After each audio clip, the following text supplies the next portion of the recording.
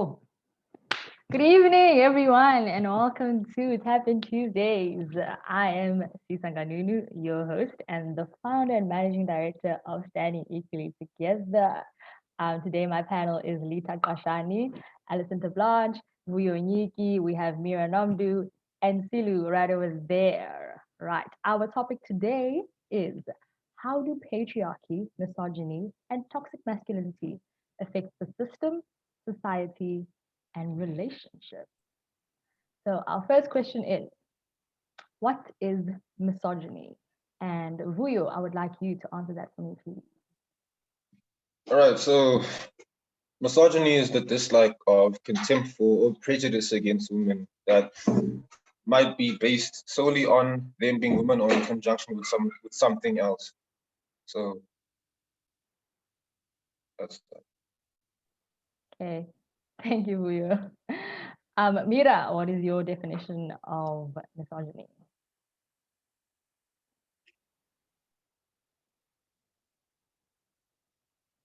You're muted.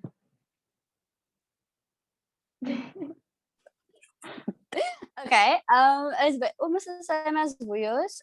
Misogyny is the hatred of or prejudice towards women or girls. Okay. Alison, would you like to please give us your definition of misogyny? Thank you, Mira.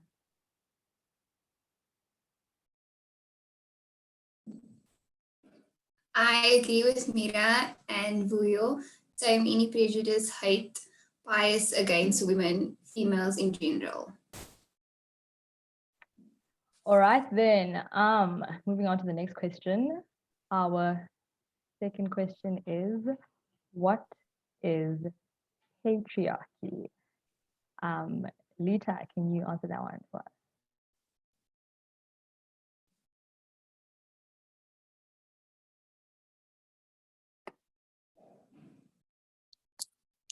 Excuse me, what's the question?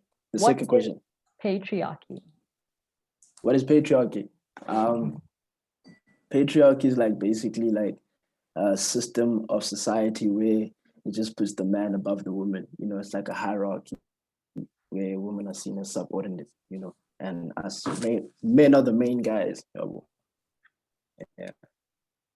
All right. Thank you, Lita. Silu, can you please answer that question for us?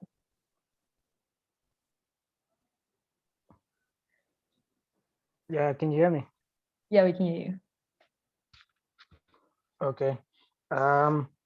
So the definition that I've chosen that explains as well is the social organization marked by the supremacy of the father in the clan or family, the legal dependency of wives and children, and the reckoning of descent and inheritance in the male line. So for example, one good example of patriarchy within a culture is in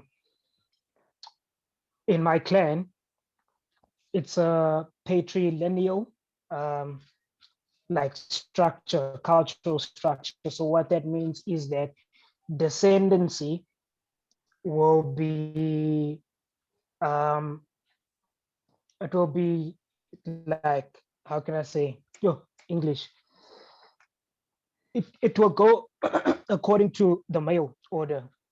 Yeah. So that's one good example of patriarchy in a cultural setting. Okay, cool. Thank you, Silu. Alison, what is your definition of patriarchy? I'd say a system in which a man is like held with full authority over female, full power, and whereby this power gives them the, I guess, to exclude women from whatever it is because of the patriarchy system. Okay, thank you, Alison. Mira, would you like to give us your definition of patriarchy?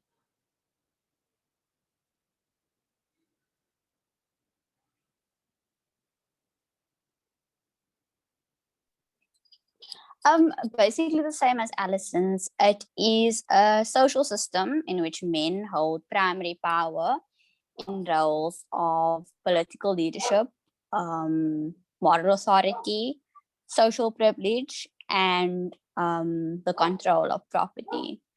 For example, women earning less in the workplace. That would be an example of patriarchy in the workplace. It's basically just a society that benefits men. Okay, cool. Thank you, guys. So moving on to the next question. Our third question is, what is toxic masculinity? Vuyo, can you please start us off with that one? Right. So toxic masculinity is a term used to describe the negative aspects of exaggerated or understated masculine traits. So that's my definition. Okay, cool. Lita, can you please give us your definition of toxic masculinity?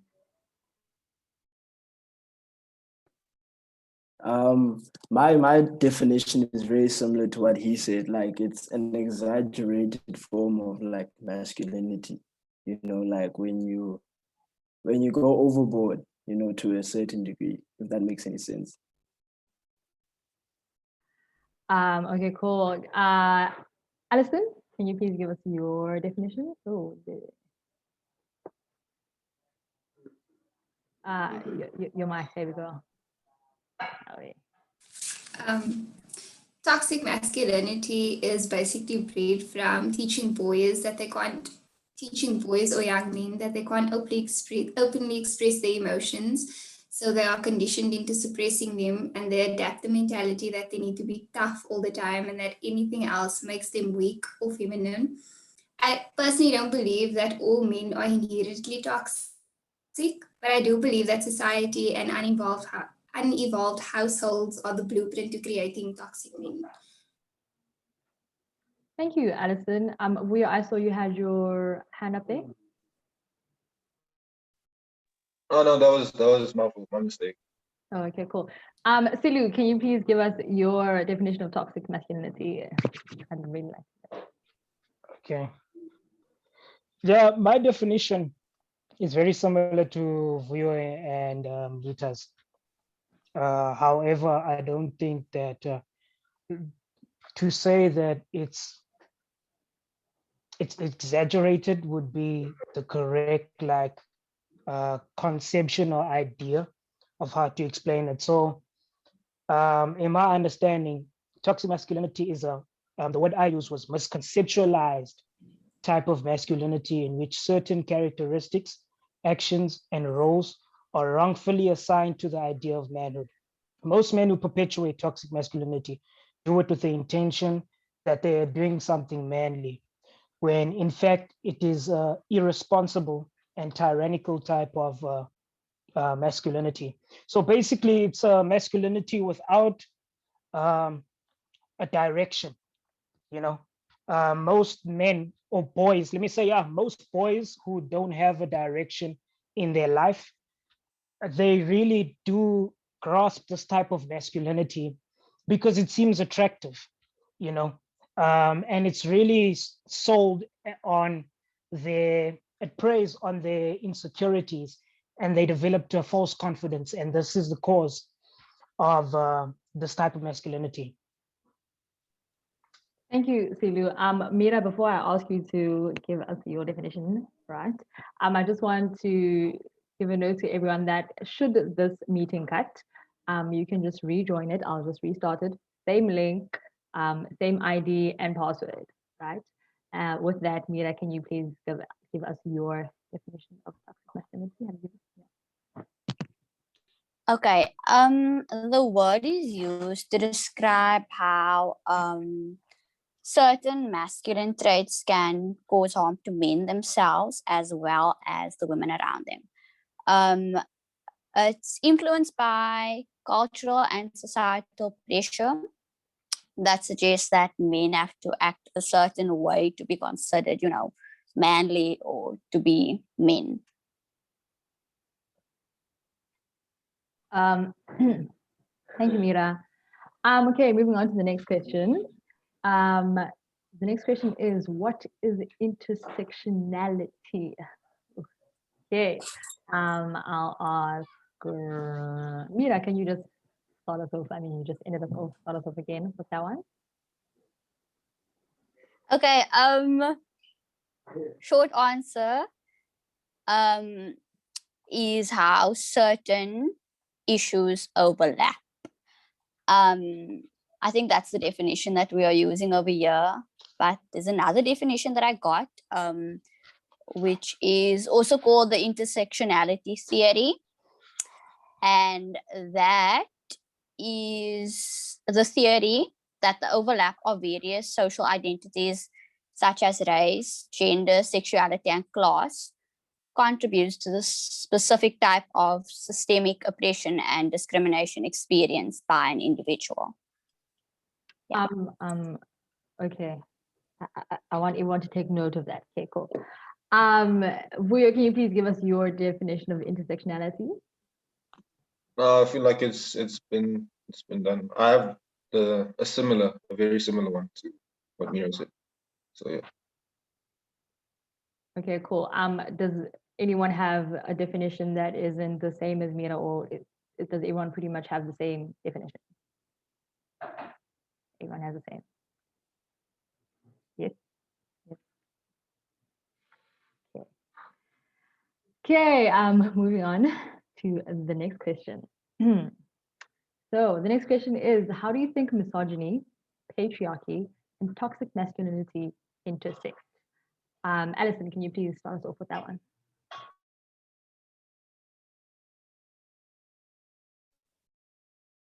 Can you repeat the question, please? Sorry, my train of thought was just lost. The question is, how do you think misogyny, patriarchy, and toxic masculinity intersect?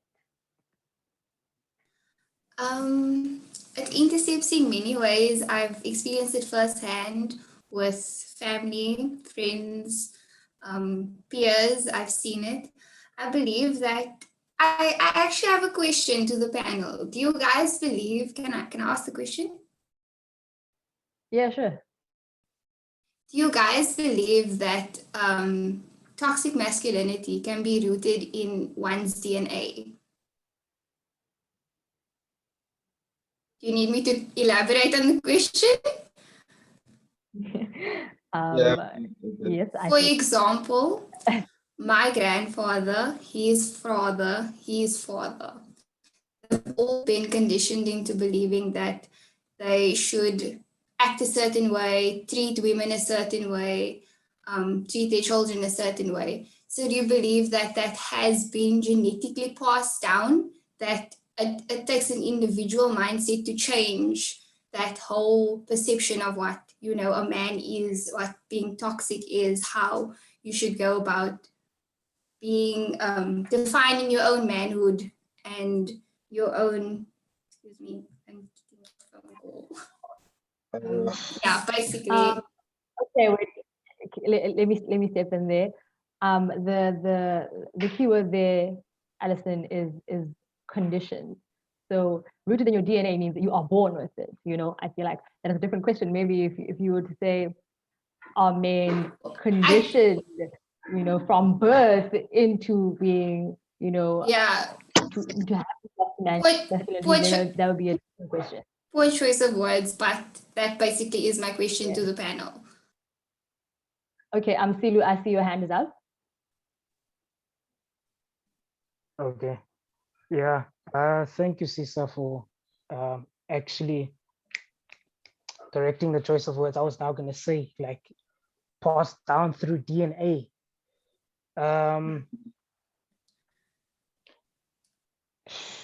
Okay.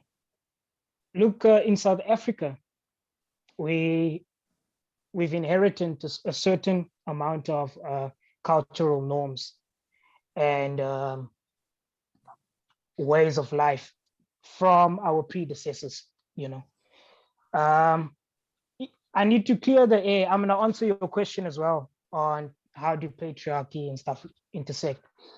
Just to clear the air, patriarchy is not a system that is inherently bad, you know. There are really good things that have come out of patriarchs. So to believe that it would intersect with misogyny and toxic masculinity, I would have to believe that patriarchy is inherently bad, which I do not actually agree with. It's the moral compass of a place that is put down by culture, that in which men inherit misogynistic views and toxic masculinity, So for instance, what's her name again? Sisa? Alison. Alison. So for instance, Alison says that her grandfather, her father, uncle, brothers have the same views, right? Those were set by the moral compass and the way that her culture, her family thinks, those can be changed, what's a way that can be changed? This is a great way in which that can be changed, talking about these things. It starts with us if we really want to change the conceptions. But with saying that, we really have to clearly define these certain things like patriarchy, toxic masculinity, and stuff like that, and really we have to break them down in their constituents. Because whatever we speak about will manifest itself into the society, and even worse, it will reach the courts. And if we get this wrong, imagine what the courts are going to do. So yeah, that's what I have to say. Okay. Thank you, Silu. Mira, I see your hand is up. You have the floor, ma'am.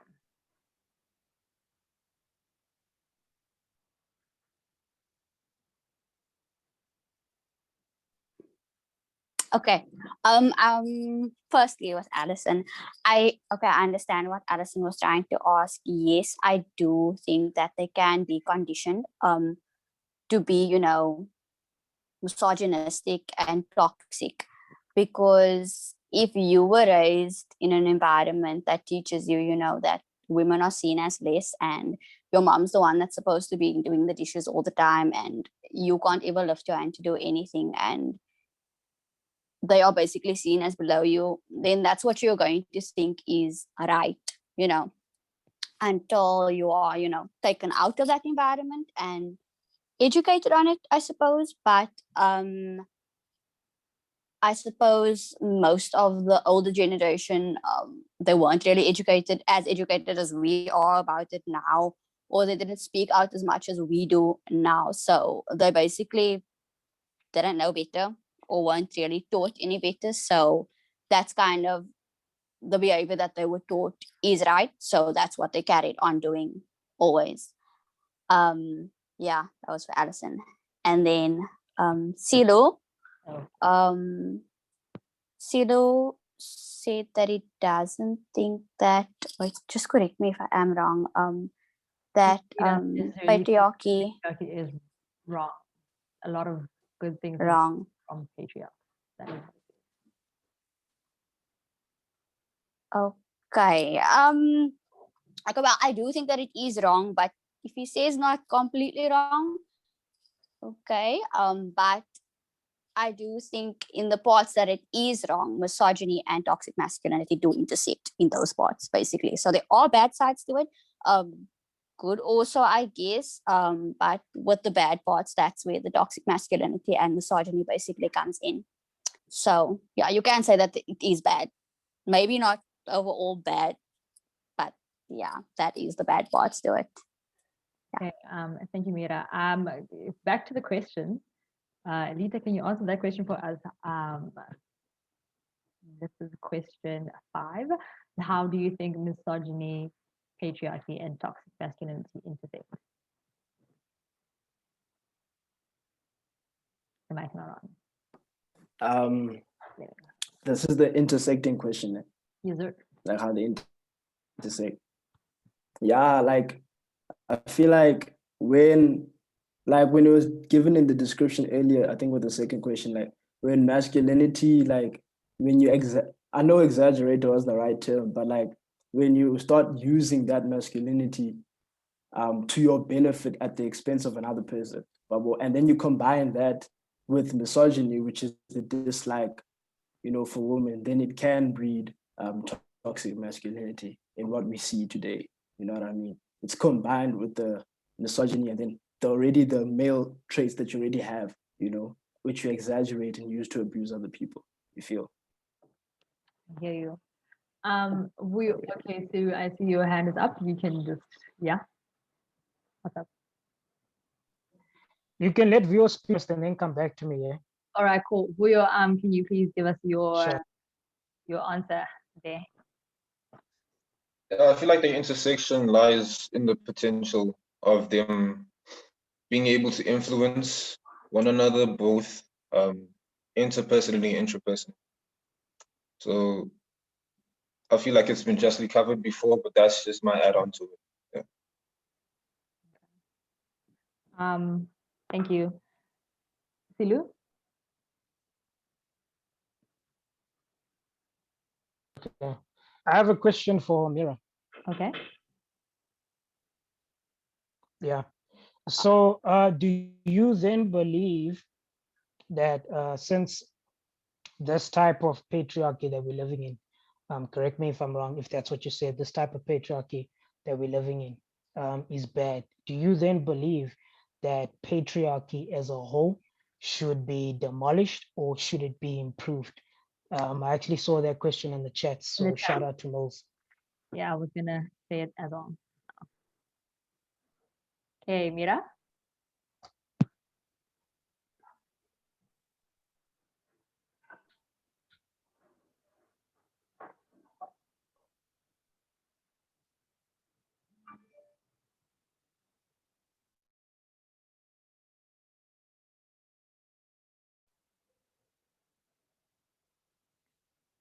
Mira?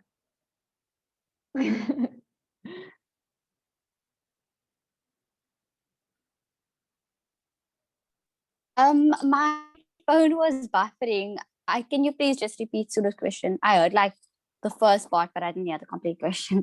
So his question was, Okay, can you hear me now? oh, Mira? Okay. Mhm. Yeah, can you hear me now? Yeah, I can hear you. Yeah, my question was Mm. since you believe that this type of masculinity that we are living in is bad, do you then think or believe that this patriarchy should be demolished as a whole or it should be improved? That's a question I actually saw on the chats. Yeah, that's what I Oh said yeah, I saw it. basically. Oh, okay. Like you said that there are good sides to it as well. Then I don't think it should be completely demolished as a whole. I think then rather improved,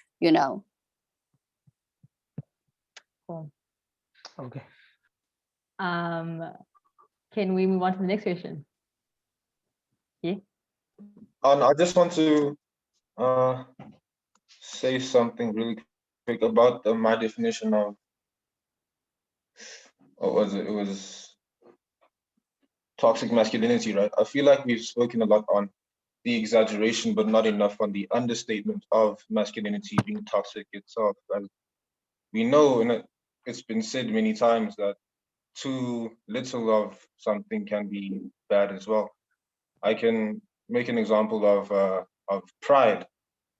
Too much pride can be detrimental, and too little pride can be detrimental. So I feel like that goes both ways. That's all I have to say before we move on. Okay, Alison, I saw you had, was that your hand up that you wanted to add on to something? Yeah, you have the floor. Muted. The question is for Sivu. You said that it starts with us having the conversation, but don't you believe that it should come from the individual itself? They should define their manhood, their masculinity. I've dealt with a lot of toxic men, like family members, etc., and I've spoken to them, and they've always responded because they've seen what my criticism as an attack rather as positive advice, like on how to better the situation or how to handle the situation better. Because a lot of the older generation, and I don't know if it goes for you guys, but older colored men are extremely toxic. The way that they've been brought up is shocking, honestly. And when you approach them as a woman, as anybody actually, they see it as an attack rather as you wanting to better whatever the situation is. So I get that it starts with us. I'm fully aware of that, but we've already evolved to the point where we acknowledge that, this is something that needs to be addressed. But what about the people that have not acknowledged, all those things, that see this whole chat as an attack on their character or whatever the case may be? Okay. So do you want me to answer that now? Or Yes. Okay, just can I please just button there? Silu, you're gonna answer that, okay? And then what we'll do is we'll try to go on to the next question, but we are running out of time. We have 8 minutes just to let you guys know. But you go, Silu, it's on to you. okay. It does start with an individual. Yes, I believe that. However, as human beings, we are social creatures, right? So you will always have the exception of the individual, that'll be the minority. But if the whole society as a whole has been socially engineered, because this problem started with an individual, with a few individuals, and then they decided the wrong definition of what a man is and stuff like that. For example, Europeans came here and they didn't understand the idea of an African man. You understand? So we accumulated that type of idea of what a man is. It does start with an individual, but until that the society and the cultural norms and those few individuals come together and establish a moral compass and a code and a way of life, a different way of life than the toxic one that you are talking about, then you'll always have a few like exceptions. So yeah, I do agree with you to some extent, but it does need larger of society to accept, these things that we are talking about and stuff like that. So yeah, I don't know if I answer your question fully.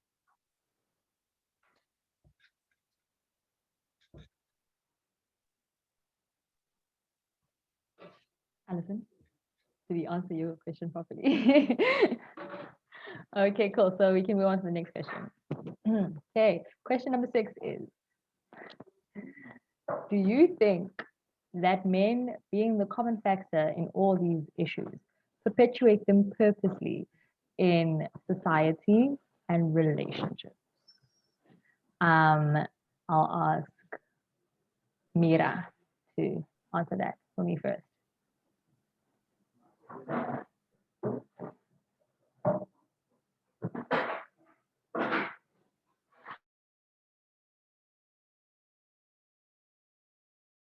Mira?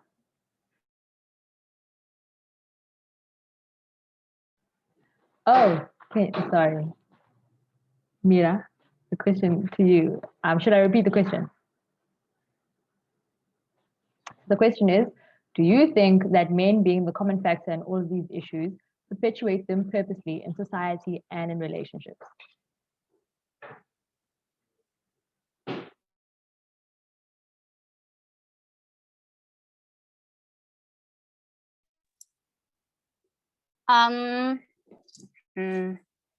Do I think that they perpetuate them purposely?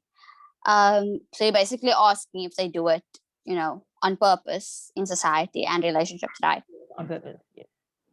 I think that men that still actually do, use these kind of norms, so they do still go by these norms, do it on purpose, basically, because there's no way that in today's society you cannot be informed on what is right and what is wrong. So if you are still doing it and do not want to listen to women, then you are doing it on purpose, because why would you want to change a society that benefits you? You do. I'm not saying that all men now, do it on purpose or whatever, or don't want to do the change. You get the men that actually do acknowledge what is being done is wrong, and do try to change their ways. But if you are still carrying on, then you are doing it on purpose. Okay, thank you, Mira. Buyo, can you please answer the question? Just tell me if you'd like me to repeat the question for you. I largely agree with the previous answer. I don't think the common factor of being a man aids in furthering these issues. I just believe that people who actively partake in them or indoctrinate others with their principles or accept the indoctrination without further assessment, I feel like they perpetuate it in whichever way they choose to. So yeah, it's a select group of people. Thank you, Buyo. Alison, would you like to give us your opinion on that?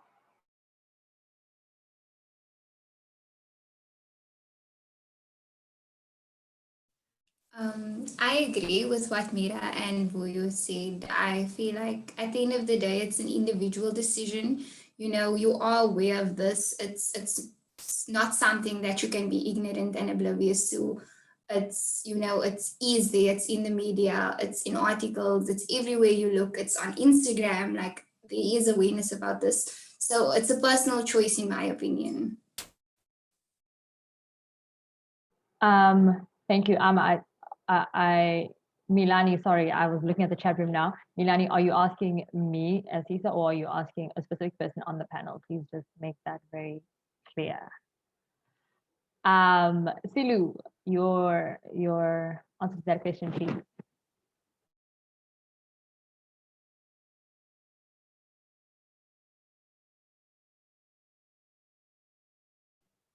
Oh, okay. So the question was to Vuyo. Vuyo, that question was to you. So Milani is asking, did you just say men aren't perpetuators of toxic masculinity, or am I misunderstanding? Thank you. I think it's a misunderstanding. I didn't say that. Yeah. Okay, cool. Silu, can you please answer the question and just tell me if you would like me to repeat it?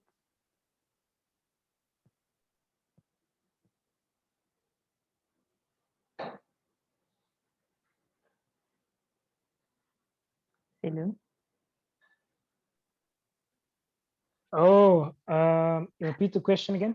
The question is, do you think that men being the common factor in all of these issues perpetuate them purposely in society and relationships?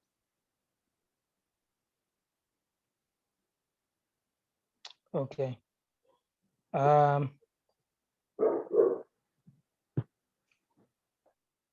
some extent, yes, because at the end of the day, the individual needs to make their own decision, right?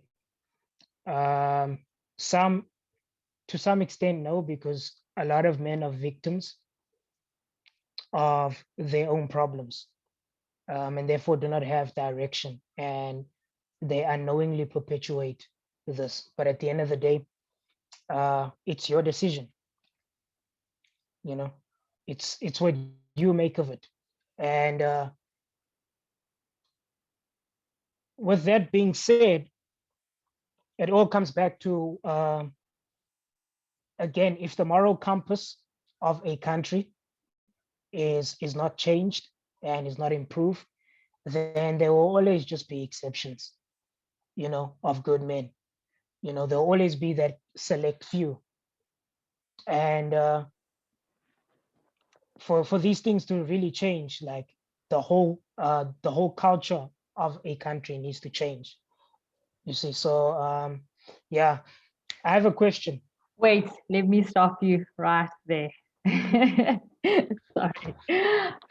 The meeting is going to end. I'll just end it now, and then we can just rejoin. Same meeting ID, same password. I'll see you guys just now. Okay.